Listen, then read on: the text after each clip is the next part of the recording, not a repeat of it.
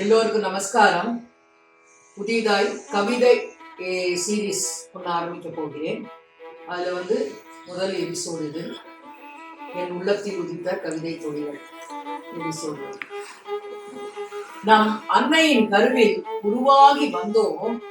மண்ணில் அவதரித்த போது விண்ணில் உள்ள தாரகையில் ஒரு பெயரை நமக்கு சொன்னார்கள். இன்று இவள் இந்த தாரகையில் அவதரித்தாள் என்று. இந்த மண்ணும் விண்ணும் சாட்சியாக வீர நடை போடுவோம், வீடு கொண்டு எழுவோம்.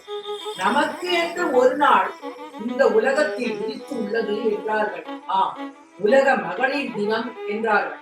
மார்ச் 8ஆம் தேதி என்றார்கள். நமக்கு பெருமையே. இப்பரந்த உலகில் நம்மில் பலரும் போற்றப்பட்டவர்கள். இன்னும் நிறைய பேர்கள் போற்றும் வாழ தொடங்குங்கள்.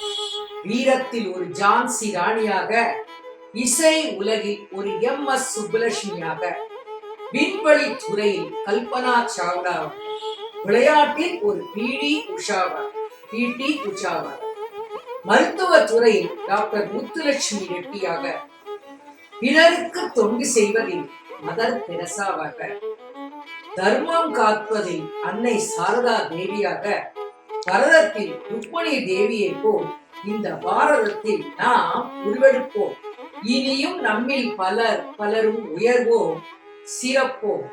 வானில் என்றும் வாழ்க நம் மகளிர் தினம். கவிதை மழையில் நினைவோம்.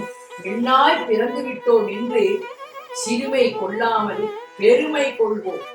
திறமையுடன் மலர்வோம், அருமையாய் உணர்வோம்.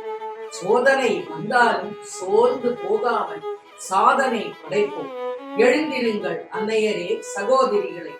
உங்கள் வீட்டிலும் உருவாகட்டும் ஒரு வீர பெண்மணி, விளையாட்டு பெண்மணி, அன்பு பெண்மணி, அருமை பெண்மணி, சங்கீத பெண்மணி, நடன பெண்மணி, கவிதை பெண்மணி என்று விதவிதமாக உருவாகுங்கள்.